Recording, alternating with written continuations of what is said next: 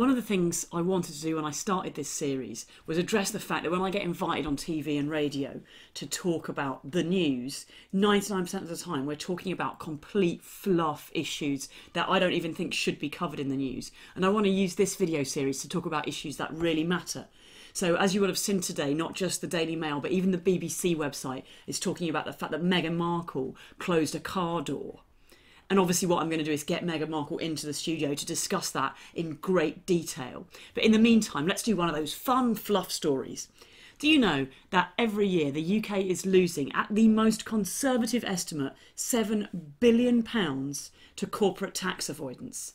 The more generous estimates say it could be as high as 34 billion, but let's stick there at 7 billion, at the most conservative estimate. £7 billion a year is enough to scrap higher and further education tuition fees. I mean, they actually cost like 11 billion, but a lot of that is lost to loans not getting repaid, interest being written off. 7 billion would plug that gap. And imagine the boost to the economy when suddenly there's all these well-educated people with money to spend instead of bogged down by looming debt and, you know, feeling that they can't go and get the education that they want and do the work that they want. Sorry, I thought there might be Meghan Markle arriving, but it's actually Brian from next door, home a little bit early. I guess Keith will be coming out the window again. What we could also do is delay the tuition fees thing for a whole year and spend £7 billion making a giant inflatable Trump blimp style baby for every single resident of Cardiff, which does seem like an almighty waste of money, but it'd be fun, wouldn't it? The main argument against closing down the tax havens seems to be, well, the corporates would only take their money elsewhere. Now, first of all, even when we assume that's true, which I don't think there's much evidence it is, we could still pass laws limiting what the tax avoiding companies can do in the UK.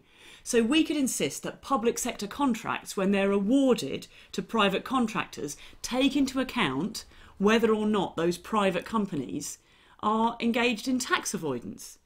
Right now, there are loads and loads of public sector contracts to build things like schools and hospitals, and they're going to companies whose profits are being taken straight offshore and not being taxed, thus denying us the money to build the next round of schools and hospitals, which instead comes out of our pockets.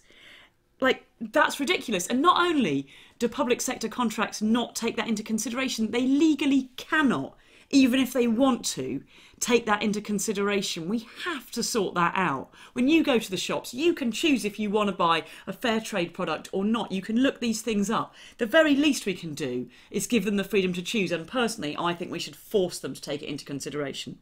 Oh no, that's not Meghan Markle either. That's actually the woman over the road getting her new Love Honey delivery. That is some heavy to lift sex toys she's got going in there. The second reason why this they'll only take their tax avoidance schemes elsewhere argument is complete nonsense is that it's mostly us that's the problem. Like, most of the major tax havens are British ones. So it's kind of like farting in a lift and then going, well, everybody else had beans as well. Yeah, but you're the problem. If you're the main problem, it's such whataboutery. It's like, I think that making stupid noises and chuntering in Parliament is counter to democracy. Here, here. Question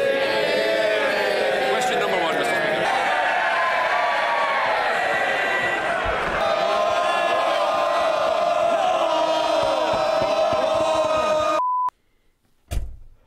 Oh, no, it's all right. It's not Meghan Markle. It's just a carjacking. Cheers, guys. Yeah, thanks. Yeah, just leave the hubcaps on the side. Thanks a lot. Yeah. The thing is that our tax havens don't just contain British companies. Loads of companies from all over the world are avoiding tax. It's not just us who isn't getting schools and hospitals. It's America. It's places all around the world that are missing out on tax revenue because of our tax havens. And the mainstream media totally ignore this. A third of the world's money, a third of it, not like 1%, a third of it sits untaxed in tax havens. That's not trickling down anywhere. That's not boosting the economy anywhere. That is just sat there, stagnating, making the rich richer while the rest of us are scrambling to afford schools and hospitals and the basic things that we need. And the mainstream media just ignore this, except there was this one time in January 2013, when for some reason they put this devastatingly sexually attractive woman on Question Time, and she brought it up. Kate Smurthwaite. Well, it seems to me that the problem we have is that the current government has decided it needs to save money and has turned and hit the poorest and the most needy in our society in the most brutal way.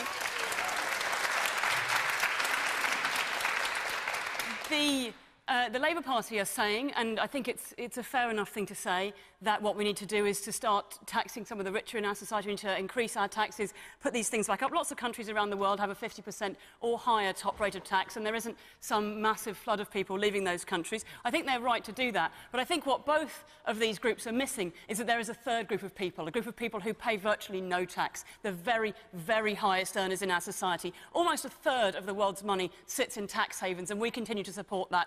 That's where we need to be accessing money from. That's what we need to stop supporting. That's what will fund our future. Okay. I just think that people who claim to understand about economics are missing one really, really important point here, which is that what happens when you allow the wealthy to have a bit more money? Well, they put it in the bank with the other money that they've already got. If we've learnt one thing from watching Benefit Street, it's that people at the very, very poorest level of our society will stay up until midnight when the benefits are paid to get hold of them, because that's how urgently they need to get hold of the money. They spend the money within half an hour of getting it. If we want to get our economy moving, injecting more money at the top, where it just goes into savings, does nothing. We need to inject money at the bottom, where people need it and they'll spend it, and put it straight back into our economy. And what happened next? She was never invited back. Yes. Okay, thanks, yeah. Sorry, bad news, guys. Apparently Meghan Markle's not going to make it. She somebody's left the child safety locks on. She can't get out of the car. Well, you'll have to join us next time. Thanks very much again to all the sponsors, and see you soon.